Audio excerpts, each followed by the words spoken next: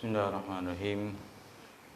Assalamualaikum warahmatullahi ta'ala wabarakatuh. Nabda hazal majlis biqiraati umul kitab Al-Fatihah. A'udzubillahi minasyaitonir rajim. Bismillahirrahmanirrahim. Alhamdulillahi rabbil alamin. Arrahmanir rahim. Maliki yaumiddin. Iyyaka na'budu wa iyyaka nasta'in. Ihdinas siratal mustaqim. Siratal ladzina an'amta 'alaihim ghairil maghdubi 'alaihim waladdallin. Alhamdulillahi rabbil alamin. Wassalatu wassalamu ala asyrafil anbiya'i wal mursalin wa ala alihi wa sahbihi ajma'in. Nahmaduhu wa nasta'inuhu wa nastaghfiruh wa na'udzu billahi min syururi anfusina wa min sayyiati a'malina. May yahdihillahu fala mudilla lahu wa may yudlilhu fala hadiya lahu. Arsalahu bil huda wa dinil haqq liyuzhirahu 'ala ad-dini kullihi walau karihal kafirun. Qala Allah Ta'ala fi kitabihil aziz, ya ayyuhalladzina amanu taqullaha haqqa tuqatih wa la tamutunna illa wa antum muslimun. Shadaqallahul azim. Amma ba'd. Hadirin hadirat muslimin muslimat yang dirahmati Allah Subhanahu wa taala. Alhamdulillah, marilah kita sama-sama merafakkan setinggi-tinggi syukur kehadrat Allah Subhanahu wa taala. Selagi kita diberikan kesempatan pada malam ini dapat kita berada dalam rumah Allah Subhanahu wa taala, dapat kita melaksanakan solat fardu berjamaah dan kita melapangkan masa untuk berada di dalam majlis ilmu. Mudah-mudahan Allah memberkati setiap usaha dan amalan yang kita lakukan. Tuan-tuan, di kesempatan ini saya sama-sama marilah kita terus menjaga diri kita dalam suasana kita masih lagi diuji dengan wabak COVID-19 yang semakin hari trennya semakin meningkat. Hari ini 619 kes baru. Trend 691 terbalik. 691 kes. Semenjak 2-3 hari yang lalu trendnya adalah trend meningkat secara mendadak. Jadi apa yang boleh kita bantu dalam situasi ini, kita jaga diri kita elok-elok, tuan-tuan. Teruskan kita mematuhi SOP yang ditetapkan. Janganlah kita memperkecilkan SOP yang telah diberikan. Semua ini adalah untuk demi kebaikan kita. Demi kebaikan kita bersama. Dar'ul mafasid muqaddam ala jalbil masalih. Menolak kemudaratan ataupun kerosakan itu adalah lebih utama daripada kita menerima kemaslahatan. Jadi dalam situasi ini, apatah lagi kita sedang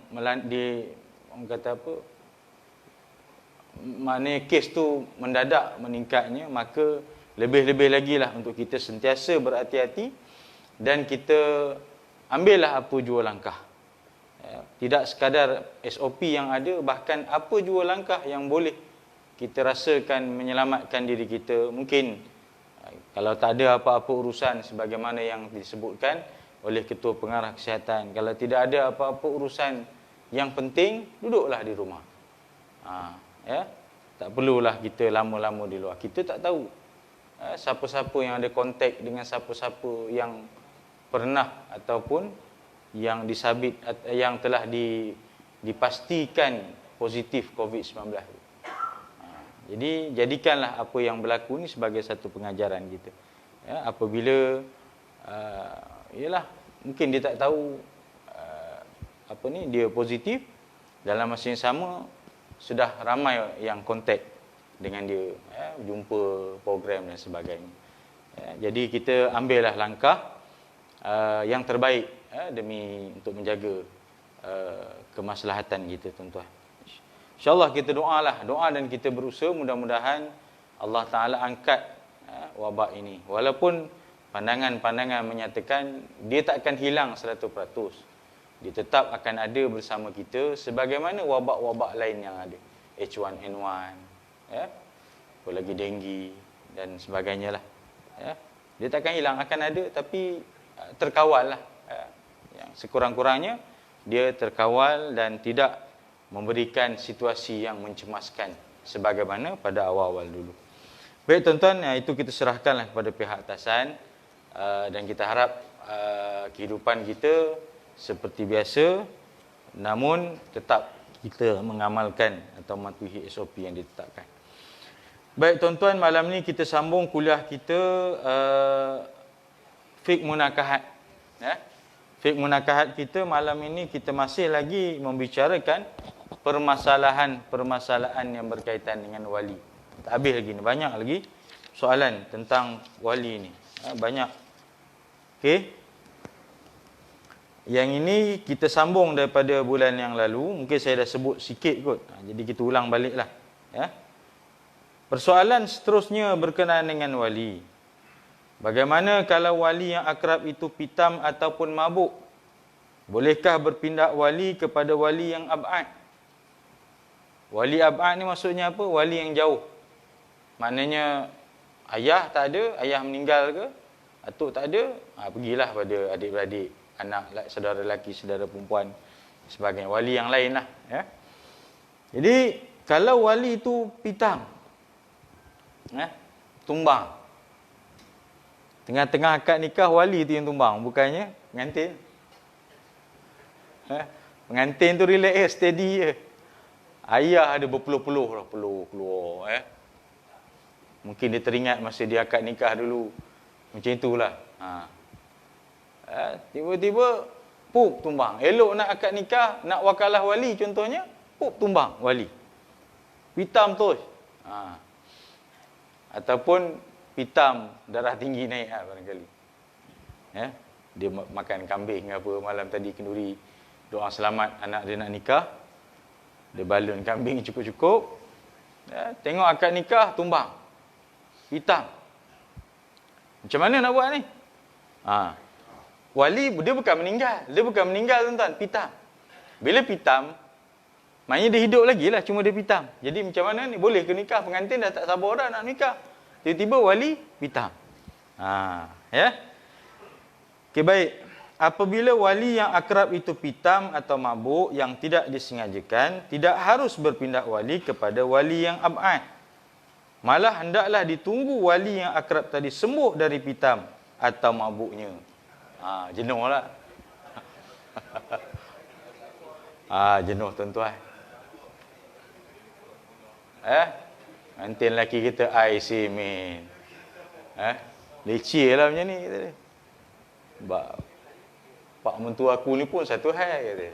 Masih ni lah pula dia nak pitam ni, kata dia. Okey.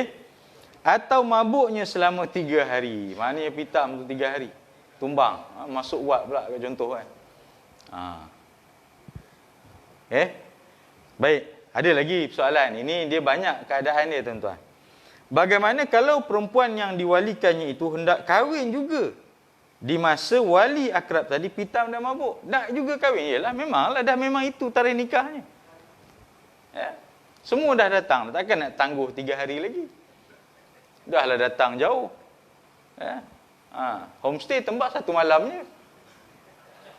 Tangguh 3 hari nak kena bayar homestay. Tambah double lagi. Okey, baik. Jika perempuan yang diwalikannya itu berkehendak juga hendak berkahwin di masa walinya pitam atau mabuk selama 3 hari, maka haruslah berpindah walinya kepada wali hakim. Boleh. Kalau nak jugalah, biasanya memang nak lah, mana orang nak tangguh. Kecuali kalau wali itu memang meninggal terus. Meninggal. Pitam-pitam, tumbang, lepas tu kita pun tunggulah panggil ambulans datang, ambulans cek. Dah tak ada dah, kata dia. Innalillah, kata dia. Allah. Kenduri kahwin tu jadi kenduri arwah kan. Ada tuan-tuan. Wali dia meninggal semasa hari akad, hari kenduri lah. Hari kenduri sebab dia penat sangat. Tapi dah selesai akad nikah lah. Maknanya dah selesai akad nikah, tengah sibuk kenduri lah. Maknanya sibuk kenduri, orang datang, mungkin penat. Tak, yelah, orang nak kenduri pula, menantu sulung pula, kenduri besar-besaran.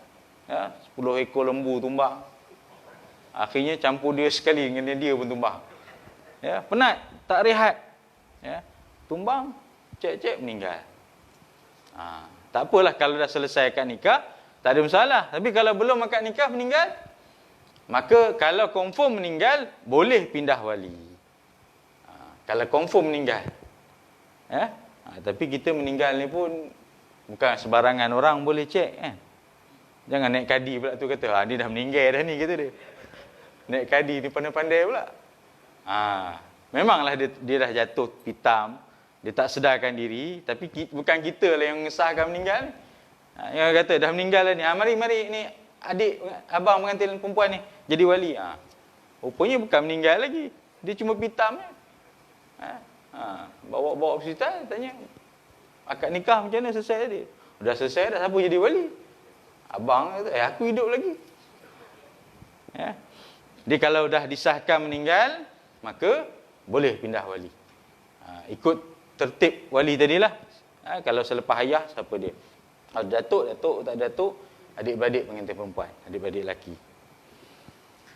Okey, ini ialah jika ataupun bertahkim. Ini ialah jika pada suatu negeri yang tidak ada padanya wali hakim. Kalau tak ada wali hakim, bertahkim. Tahkim ni dilantik je lah siapa wali dia. Macam kita tak ada masalah. Kita memang ada pemerintah, kita ada sultan, maka kita semua ada wali hakim. Tak ada masalah. Saya baru ni ada satu kes, asalnya ayahnya tu macam ala-ala stroke macam itulah, ya. Jadi keluarga telefon, ustaz, macam mana ya nak nikah? Seminggu lagi nak nikah. Wali ayah lah, tapi ayah ni dia macam kesihatan dia tak berapa ni lah. Kadang-kadang dia okey, dia boleh bercakap, kadang-kadang dia los ingatan, ya. Dia kata dia faham tak kalau kata kita wakalah wali, kita kata okey ni anak pak cik nak berkahwin, jadi pak cik ni wali, jadi pak cik kena wakalah wali dengan saya lah, saya nak nikahkan anak pak cik. Kalau dia faham, dia kenal, dia tahu, okeylah wakalah. Maknanya time-time dia okey tu. Ya. Dia kata adalah masa-masa dia okey. Dia kata okeylah, kalau masa-masa dia okey. Rupanya 3 hari nak nikah, meninggal. Kita dah siap dah isi dalam sistem ni. Kita buat awal lah sistem nikah ni. Sijil nikah pun kita cetak awal. Kita masukkan maklumat wali dah siap-siap. Maknanya kalau maklumat wali tu ayah lah yang kita masukkan. Jadi 3 hari nak menikah, ya. Bagi tahu, dia kata dah meninggal, Ustaz. Ayah dah meninggal. Jadi kita tukarlah wali pada adik-beradik dia lah, adik-beradik pengantin perempuan. Ya, kita minta maklumat lah siapa dia wali yang sepatutnya. Okey. Seterusnya, wali sedang berada dalam ihram. Menyentuh masalah wali yang akrab sedang dalam ihram. Bolehkah berpindah wali kepada wali yang ab'ad? Wali dalam ihram. Dulu saya dah sebut, ya, syarat mestilah dia tidak di dalam ihram. Bukan sahaja wali, pengantin juga tidak boleh berada dalam ihram.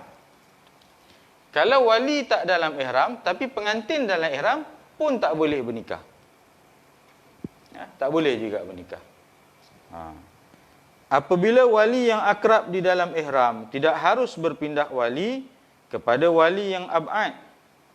Ya, malah berpindah wali itu kepada wali hakim. Kalau wali dalam ihram, dia tak boleh pindah wali.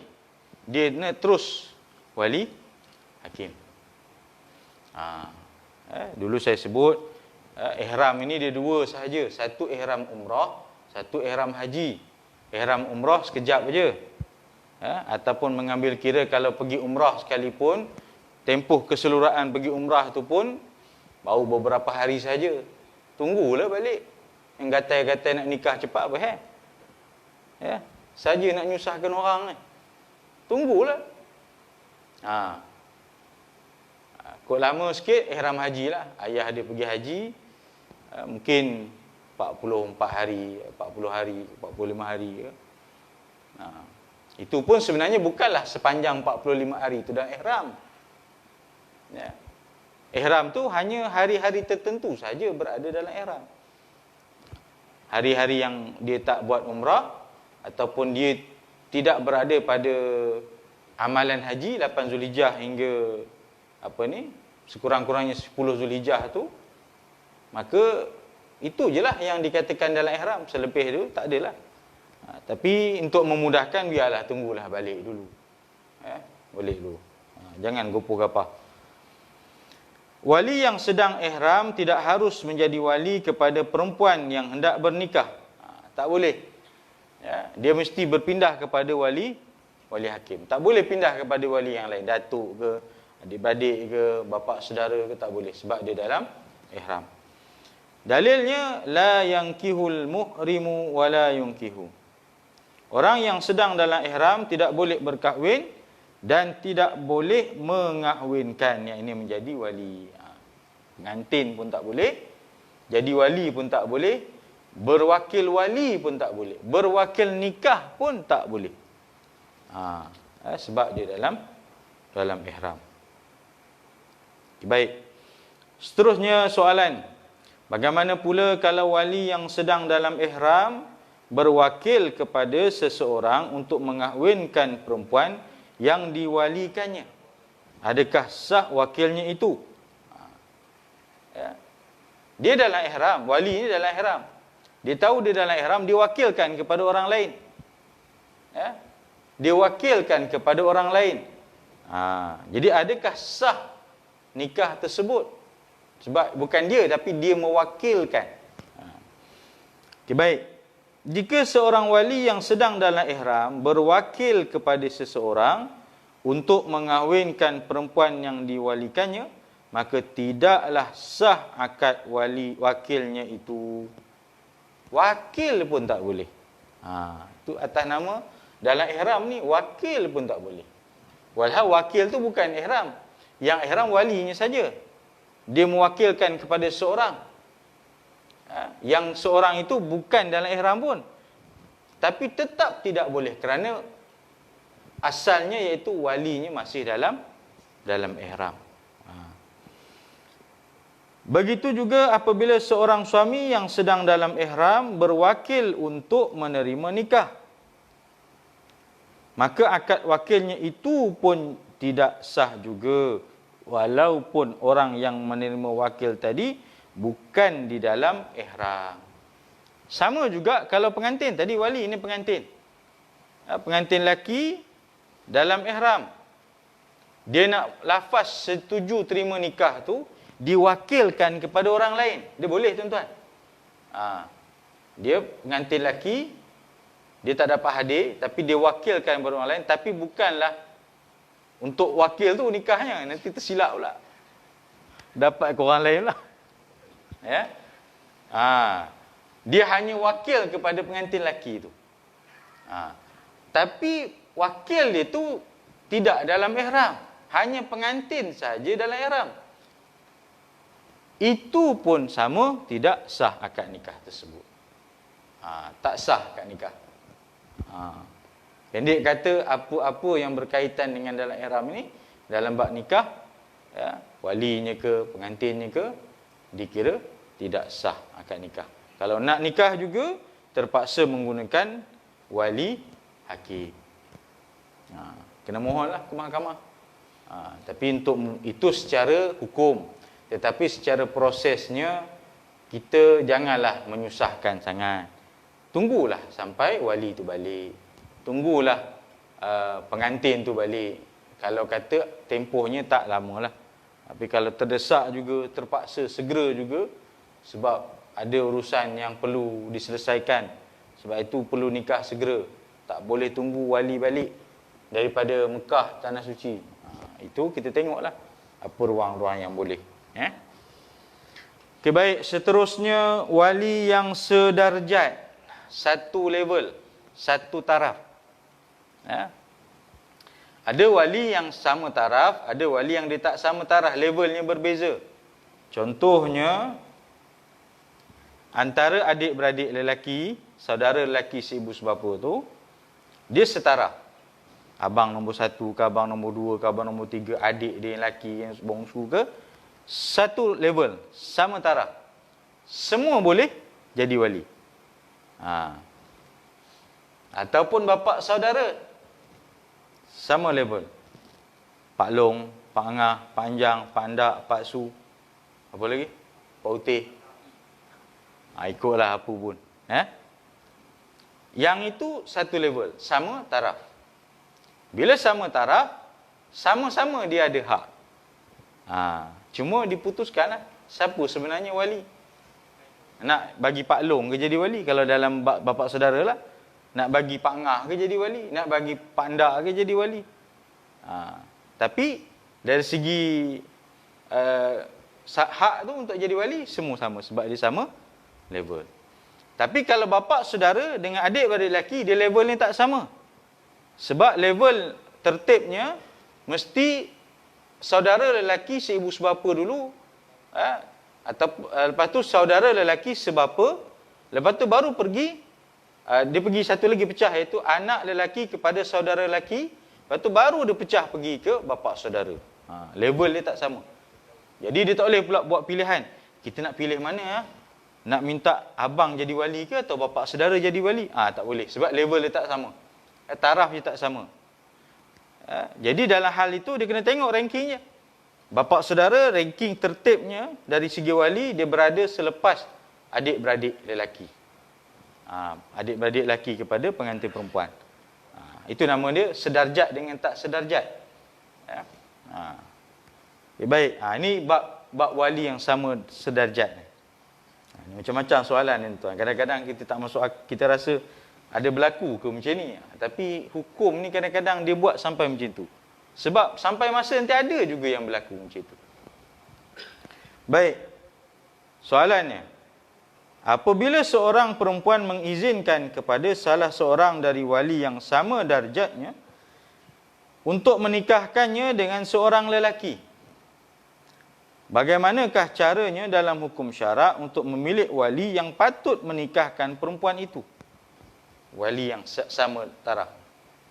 Contohnya, pengantin perempuan, ayah dah meninggal, atuk dah meninggal, maka tertib yang ketiga ialah adik saudara lelaki seibu sebapa, adik-beradik lelaki dia. Katalah adik-beradik lakinya ada 5 orang. Abang yang sulung, abang nombor 2, abang nombor 3, abang nombor 4, kemudian adik dia lelaki seorang. Okay. Dari segi syarat, cukup syarat semua. Semua baligh, semua dah layaklah jadi wali. Jadi, siapa yang kita nak pilih ni? Adakah nak terus pilih yang sulung ke sebab dia nombor 1? Tak semestinya. Tidak semestinya. Baik. Menurut hukum syarak, cara memilih wali yang sama darjatnya adalah sunat memilih dan mendahulukan wali yang lebih faham mengenai hukum-hukum perkahwinan. Kita utamakan dulu yang arif lah bab hukum hakam. Dari kalangan adik-beradik pengantin perempuan ni yang mana yang arif ni? Tak ada ustaz, semua yang teruk-teruk belaka. Semua teruk-teruk belaka, tak tentu hala semuanya. Jenuh lah.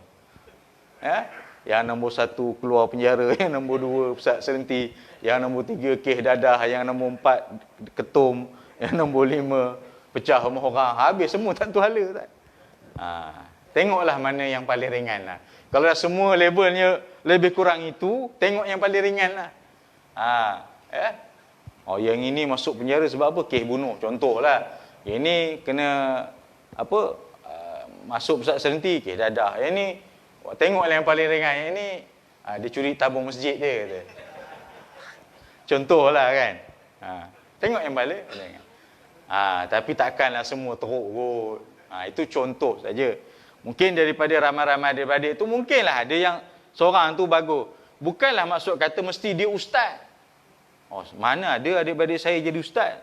Tak, bukan maksud ustaz. Sekurang-kurangnya kita tengok moleklah orangnya tu.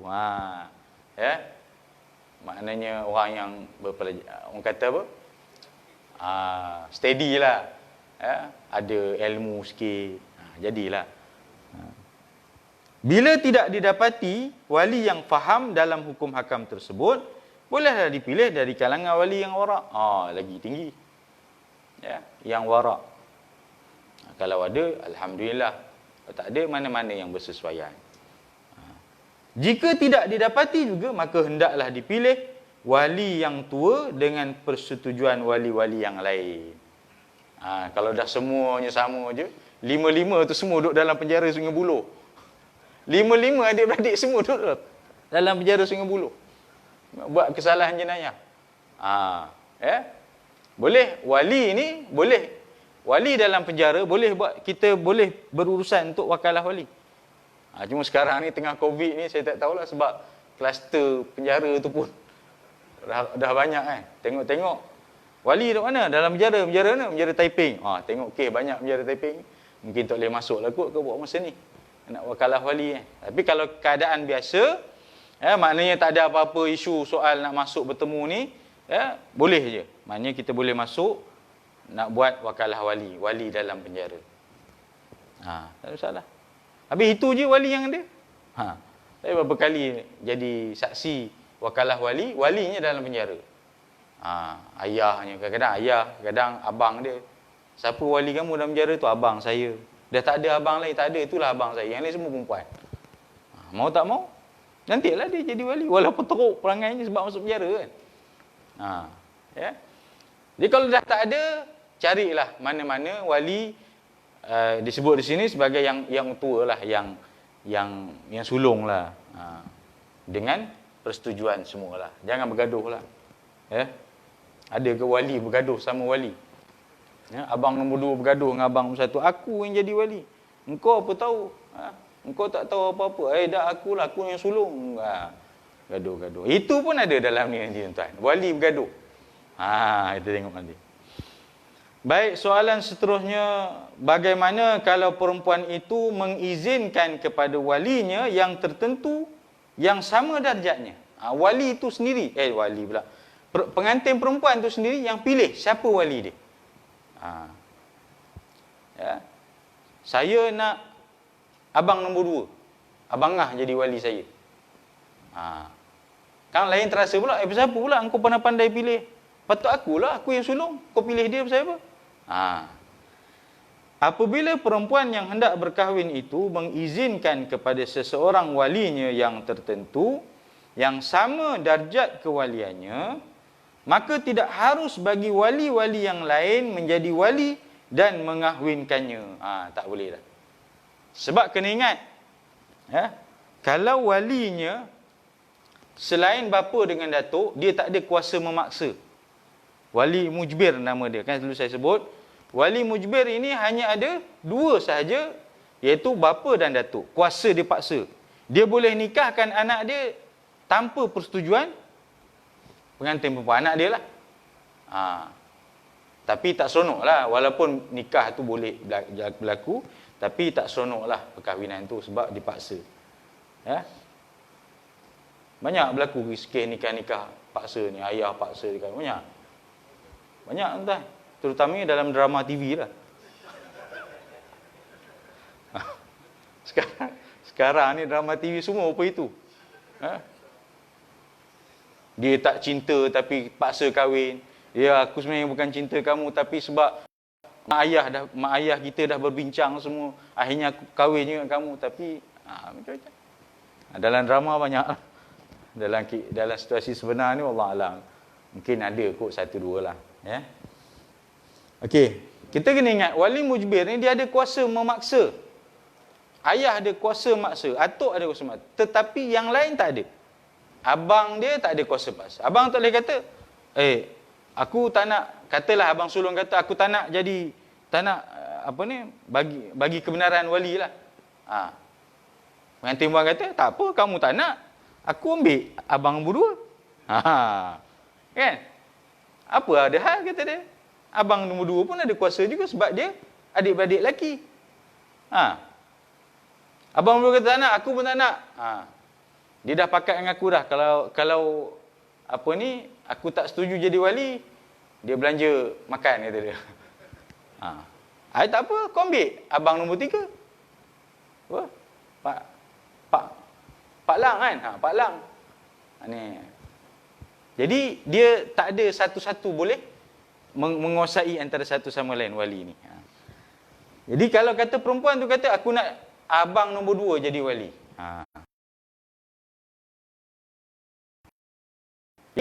Perempuan itu kepada wali secara umum tanpa menentukan kepada sesiapa pun, maka mestilah diisyaratkan perkahwinannya itu dihadiri dan berimpun semua walinya. Sampai peringkat macam tu. Biasanya dah tentulah siapa walinya. Takkanlah dia surprise pula. Dalam orang kahwin, biasa dah tulis dah. Siapa wali kamu? Nanti ustaz, surprise. Mana pernah ni buat orang. Ya? Adik-beradik lelaki ada 5 contohnya. Bapa dah meninggal, atuk dah meninggal. Jadi ranking ketika itu, walinya ialah adik-beradik dia. Mungkin ada bergaduh-gaduh. Okey, oleh kerana masing-masing bergaduh, ya, saya rahsiakan siapa wali saya.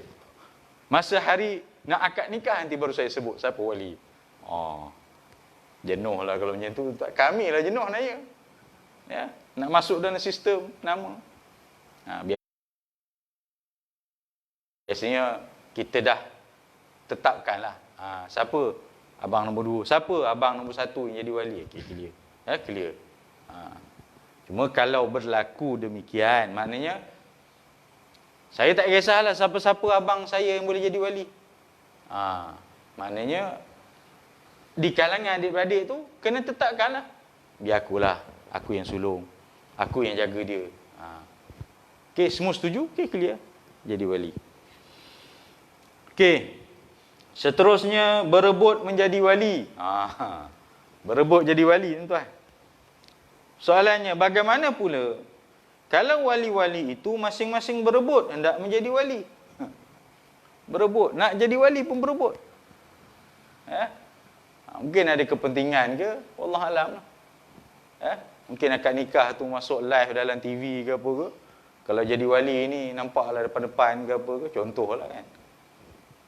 Semua berebut nak jadi wali. Sampai bergaduh, bertumbuk. Apakah cara menurut hukum syarak untuk mengatasi perebutan wali ini? Sudah semua berebut nak jadi wali. Ya, wali yang sama darjat. Apabila berlaku perebutan di antara wali-wali untuk menikahkan perempuan yang diwalikannya, maka wajib para wali membuang undi untuk menentukan siapa yang harus menjadi wali. Sampai berundi bagai. Kalau dah semua sangat bergaduh, naik kadi kata, tulis nama. Tulis gulung. Okey, biar saya sendiri Tok Naib yang cabut undi. Ya? Atau pengantin perempuan. Okey, nah, kamu pengantin perempuan. Kamu cabut. Siapa-siapa saja yang terpilih dari cabutan undi ini, dialah wali yang layak, yang boleh jadi wali. Sampai macam tu. Ya? Maknanya, wallahualam lah. Kita pun tak tahulah ada berlaku ke macam tu. Tapi hukum tu, dia dah sampai ke peringkat itu. Dia buat siap-siap dah. Ya, maknanya, kalau berlaku nanti, macam inilah kaedahnya. Menyelesaikan. Ya, ulama' dah buat siap dah. Okey, sesiapa yang terkena undinya, dialah yang akan menjadi wali. Dan yang akan menikahkan perempuan itu. Daripada 5 adik-beradik, cabut-cabut ni, tengok-tengok adik yang bongsu dapat nama. Jadi tadi dah setuju kan? Siapa-siapa yang dicabut nama dia naik, maka dialah wali. So, bila cabut-cabut, kebetulan tengok adik yang bongsu. Baru habis SPM contohnya. Dah balik lah. Cuma dia warak lah, rajin ke masjid, baca Quran, rajin, bagus orang dia.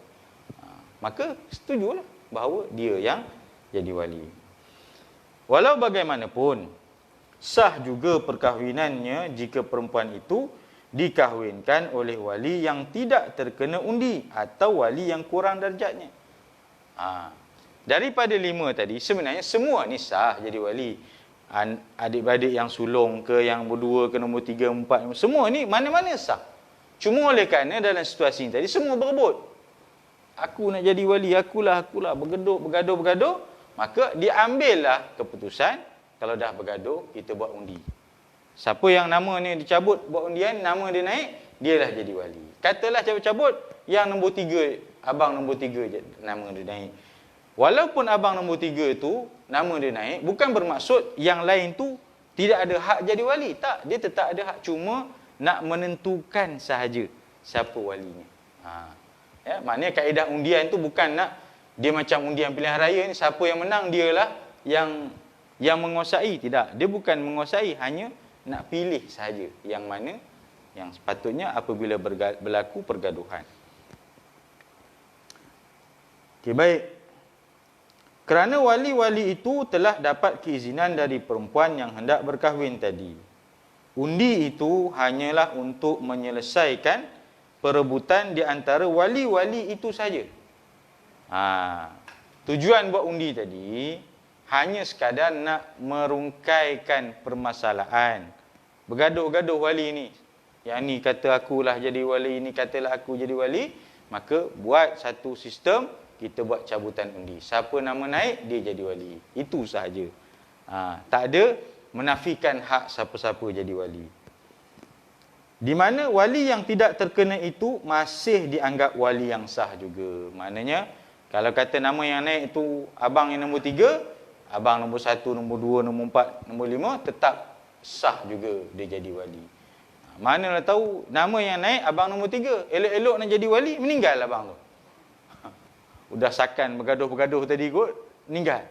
Maka yang lain ada hak lagi. Bukanlah tadi Allah dia dah meninggal, kita buat undian lagi lah. Haru tuan-tuan. Dalam bab wali pun nak bergaduh juga.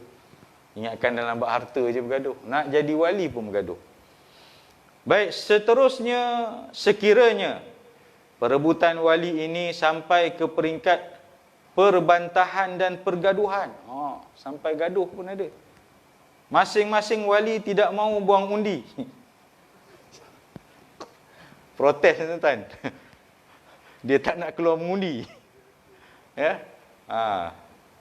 Ni istilahnya, orang kata apa? Peratusan mengundi sikit. Peratusan orang keluar mengundi sikit lah. Masing-masing wali tidak mahu buang undi. Bagaimana pula untuk menyelesaikan masalah ini? Kita kata, okey, kalau dah semua bergaduh, kita buat undi je lah. Bubuh nama dalam kertas. Ataupun, dia mau buat juga lah buat. Rupanya, semua tak tulis nama. Dia bubuh kosong kertas tu. Kertas kosong, dia gulung bubuh dalam tu. Angkat-angkat cabut kosong, tak ada nama. Angkat-angkat cabut kosong, rupanya semua kosong. Undi protes. Maknanya, kalau aku tak dapat, biar semua tak dapat, kata dia.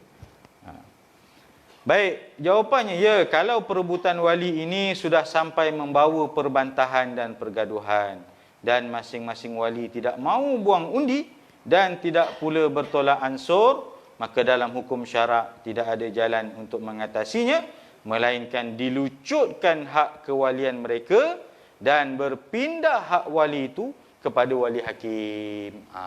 Padan muka. Dah elok-elok kerjanya senang, ya. Jadi wali, udah berebut semua, tak nak mengalah, tak nak tolak ansur, undi pun tak nak. Kita bagi ya wali hakim, habis itu. Mahkamah tentukan. Ya. Benda mudah, jangan susah-susahkan. Ya. Saya ada baru ni ada satu akad nikah ni tuan-tuan.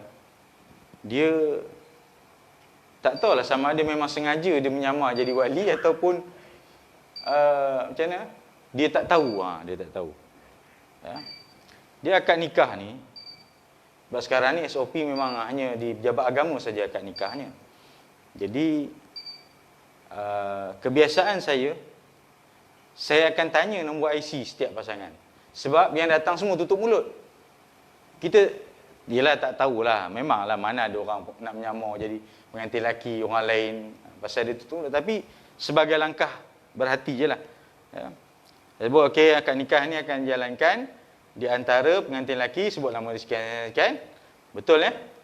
Okey, boleh sebut nombor IC. Kita ada borang tu lah. Maknanya dia sebut lah. Takkan IC sendiri lupa tak? Dia pun sebut nombor. Okey, betul.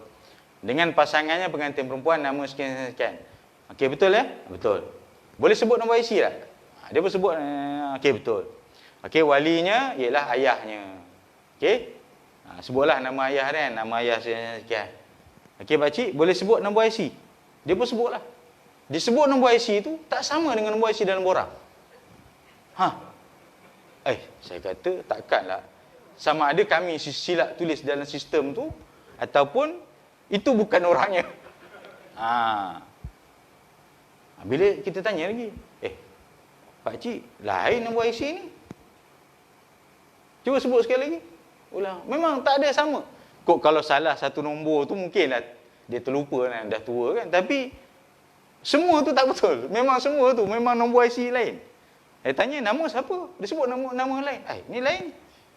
Pengantin perempuan kata, minta maaf Ustaz, ini bukan ayah kandung saya. Sudah. Ini siapa? Ini ayah tiri saya. Saya kata mana boleh? Ayah tiri mana boleh jadi wali? Saya kata ayah kandung ada tak? Ayah kandung ada. Ada di mana? Ada kat rumah. Lah, ngapa tak bawa?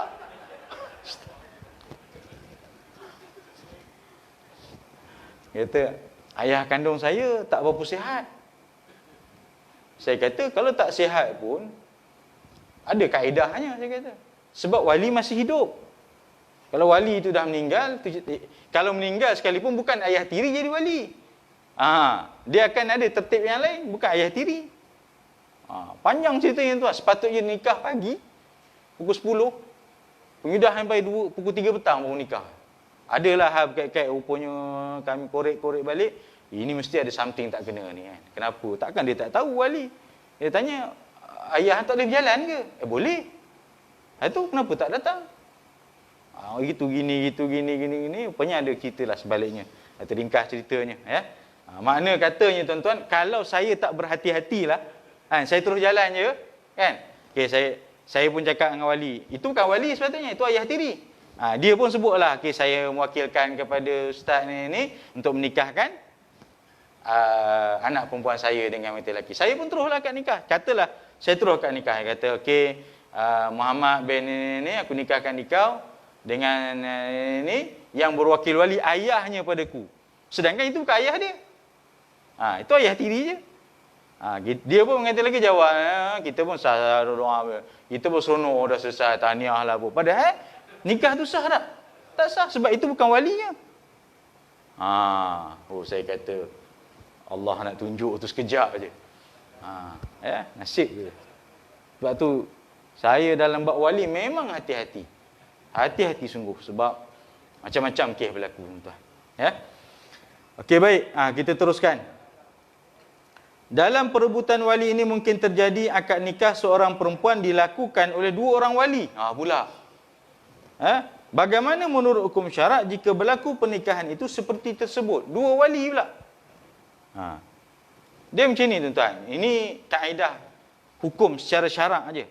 Maknanya yang kita faham hari ini, akad nikah ni, naik kadi yang nikahkan kan? Yang hukum syaraknya ialah wali itu sendiri yang nikahkan. Okey. Katalah dia ada dua wali. Ya. Abang nombor satu, abang nombor dua. Dua-dua wali. Dua-dua boleh jadi wali. Mungkin tak ada pakatan ke apa ke, ada kepentingan ke. Yang ini dia nak nikahkan guna wali yang ini. Yang ini pun dia nikahkan guna wali yang ini. Ataupun pasangan yang berbeza. Contohnya abang yang sulung dia ada calon suami dia yang lain. Calon suami pengantin perempuan ni. Dia nikahkan itu. Tuan-tuan faham tak? Macam ni saya imaginkan beginilah. Dalam satu majlis ni begini. Okey, ni wali abang yang sulung. Dia ada satu calon yang lain lah nak nikahkan dengan adik dia lah, perempuan tu. Seorang lagi wali, adik dia. Mungkin tanpa pengetahuan dia secara sulit ke apa. dia pun berpakat pula dengan yang lain. Dia pun ada calon yang lain. Serentak dua-dua akad. Dia kata, yang wali ni abang ni cakap pada yang lelaki ni, aku nikahkan di kau sebulan-sebulan ni dengan adikku. Nama sekian-sekian, mas kahwin RM1 tunai. Nanti lelaki ni jawab, sah. Sah. Yang dalam masa yang sama, seorang lagi wali pun buat gitu juga. Tapi orang lain. Boleh faham tuan-tuan? Boleh faham tak? Hukum ni macam ni lah. Okey, baik. Sekiranya terjadi akad nikah seorang perempuan dilakukan oleh dua orang wali. Jika akad nikah itu dilakukan pada waktu yang sama, maka akad nikahnya itu adalah batal. Serentak. Yang wali ni, dua orang wali. Ya. Kalau serentak, batal. Sebab wali kena seorang, mana boleh berdua. Tetapi, disebut. Kalau akad nikah itu tidak bersamaan waktunya, maka akad nikah yang terlebih dahulu yang dianggap sah dan perempuan itu adalah menjadi isteri yang halal bagi lelaki yang dahulu itu. Faham tak? Katalah begini. Ni kat rumah ni, abang dia yang sulung jadi wali. Memang dalam borang sepatutnya abang yang sulung. Dah adalah calon dia apa semua kan. Tiba-tiba, adik dia nombor 2, wali juga, sama level. Tak tahulah dia pakat ke apa ke. Sebelum yang abang yang sulung nak nikahkan, dia pakatlah dengan siapa-siapa. Dia cakap lah, aku nikahkan di kau nama sekian-sekian dengan adikku. Tuan-tuan kena ingat rukun nikah 5. Pengantin lelaki, pengantin perempuan, ijab wali, ijab dan kabur saksi. Okey, ingat. Pengantin lelaki, pengantin perempuan. Dah ada dah pengantin lelaki perempuan. Wali, adik itu nombor 2 wali juga. Yang keempat, ijab dan kabul. Dah tentulah ijab dan kabul. Saksi, siapa-siapa je lah yang menyaksikan. Katalah, ni saya nak cerita ni, nak faham permasalahan ni. Ya? Bukan maksudnya nanti buat macam tu, bukan. Jangan tuan-tuan buat pakat apa itu pula. Jadi yang nombor 2 ni pula, dia pun akad dulu. Patutnya yang ini nikahnya pukul 10 pagi. Yang betul-betul ni, yang memang dalam borang ni. Tiba-tiba mari yang abang nombor 2 ni tadi, dia mungkin ada kawan ke berpakat ke, dia akad pukul 9. Dia kata aku nikahkan di kau dengan adik aku. Mas kahwin sekian-sekian. Dua wali yang berbeza, tapi masa yang berbeza. Siapa yang awal, itulah dikira sah nikah tersebut. Dan suami yang sah ialah suami yang mula-mula itu tadi. Sampai macam tu tuan-tuan. Ya? Boleh faham? Tak apalah, tuan-tuan tak payah faham sangat pun tak apa. Ya? Pening ni. Okey tuan-tuan, sikit lagi. Soalan seterusnya, itu hanya cabang-cabang permasalahan. Ni dia mau cerita, kalau situasi sampai peringkat macam itu, takkanlah teruk benar wali pun berpakat juga. Wali ni tak setuju, dia ada calon lain. Ya? Okay, baik, yang seterusnya, enggan menjadi wali. Di negara kita sekarang ini terdapat di kalangan wali enggan menikahkan perempuan yang dalam kewaliannya. Padahal bakal suami perempuan itu sekufu, sepadan dan sanggup pula membayar mas kahwinnya mengikut kadar yang ditentukan. Bagaimana pandangan Islam terhadap wali yang bersikap demikian? Walinya enggan. Ayah tak setuju. Kalau sekarang ni ayah tak setujunya, orang buat ringkas aja pergi siam. Habis sekarang tak boleh lah, pasal pintu sepadan tutup. Ayah tak setujunya, lari nikah sedikit lah apa. Sebenarnya ada jalan. Cuma kita nak cepat benda tu kan. Dalam hal ini, apabila wali enggan menikahkan perempuan yang diwalikannya, maka perempuan itu boleh mengadukan hal tersebut kepada hakim. Ini mahkamah lah. Untuk dinikahkan dengan wali hakim.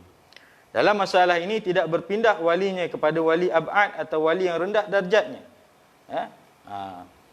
Maknanya ayah jadi wali, tapi ayah tak setuju. Ayah tak setuju. Dia tak boleh pindah. Ayah tak setuju, kita nanti abang lah jadi wali. Tak boleh. Sebab ayah tu masih hidup. Dia tak boleh pindah. Jadi, bila ayah tak setuju, buat permohonan kepada mahkamah atas dasar wali enggan. Okay, diriwayatkan daripada, ni cuma dalil je lah. Dalil. Jadi kalau Ini saya pesan tuan-tuan, kalau ada mana-mana keluarga ataupun mana-mana pasangan lah yang wali tak setuju, jangan pening-pening. Datang pejabat agama, kita akan bantu untuk panjangkan kes ke mahkamah. Mahkamah syariah, biasanya dia akan panggil wali dulu. Dia akan panggil dulu. Panggil wali. Biasanya kadang-kadang kat rumah je action. Naik mahkamah kecut juga. Ayah tak setuju. Masuk mahkamah, yang ada sebenarnya saya bukanlah tak setuju sangat. Dia kata, tahu pun. Ya? Kalau hakim nasihat, okeylah dia boleh dengar. Boleh, pakailah ayah. Kalau tetap berdegil juga, pakailah wali hakim. Tak ada masalah. Nikah tu tetap boleh berjalan. Ya. Okey, yang terakhir tuan-tuan, berwakil. Di negara kita kebanyakan para wali mewakilkan kepada qadi atau naib kadi untuk mengakad nikahkan perempuan yang di bawah perwaliannya. Bagaimana pandangan Islam mengenai masalah ini? Tidakkah lebih baik kalau wali itu sendiri mengakad nikahkannya? Kan sekarang ni semua orang buat wakil wali. Kebanyakannya lah. Kalau ni semua orang, ustaz lah nikahkan. Dia kata, kau susah. Dulu kan dah pernah menikah. Sama rupa itu juga. Ya, kalau wali itu faham dan mengerti sedikit sebanyak tentang masalah pernikahan serta takwa dan warak, memang lebih baik wali itu sendiri mengakad nikahkan perempuan yang diwalikannya. Tetapi kalau wali itu tidak pula kalau wali itu tidak faham dan tidak mengerti dalam masalah pernikahan dan tidak pula bersifat takwa dan tidak warak, bolehlah ia mewakilkan kepada sesiapa pun untuk mengakad nikahkan perempuan yang di bawah perwaliannya. Sama ada kepada qadi, dan istilah sekarang qadi ini merujuk kepada pegawai tadbir agama lah, atau pendaftar, ataupun naib qadi, penolong pendaftar, atau kepada orang lain yang patut. Seeloknya wali sendirilah akadkan. Apa susah? Sebenarnya lapah daripada wali tu yang lagi senang. Lapah dari wali tu senang. Lapah wakil ni panjang sikit. Wali ni senang je. Sebutnya nama pengantin lelaki. Ahmad bin Abu. Aku nikahkan dikau dengan anakku. Siti binti Ali. Dengan mas kahwinnya RM500 tunai. Itu je lapahnya. Lepas tu pengantin lelaki jawab. Kalau yang wakil ni, aku nikahkan dikau dengan yang berwakil wali, ayahnya kepadaku. Silap kalau dah panjang mana, juru nikah pun tersilap sebut. Aku nikahkan dikau dengan aku, kata. Sudah. Jadi kalau tuan-tuan yang saya sure lah, mana tuan-tuan yang ada anak nak nikah, tuan-tuan sebagai wali, selayaknya tuan-tuan lah akad nikahkan. Kalau anak perempuan lah, anak lelaki jangan pula pandai-pandai tuan-tuan nikahkan. Ni maksud saya anak perempuan. Ni kan tuan-tuan sailang pula nak kali. Saya nak nikahkan. Siapa kamu? Saya ayah pengantin lelaki. Ayah pengantin lelaki tak boleh. Nikahkan. Itulah yang terbaik. Bukan susah mana. Suruh sebut aja, bukan susah. Wallahu alam tuan-tuan. Jadi dah habis dalam bab wali ni. Okey tuan-tuan, di kesempatan yang ada kalau ada soalan apa-apa. Ni semua wali-wali belaka ni. Ada soalan?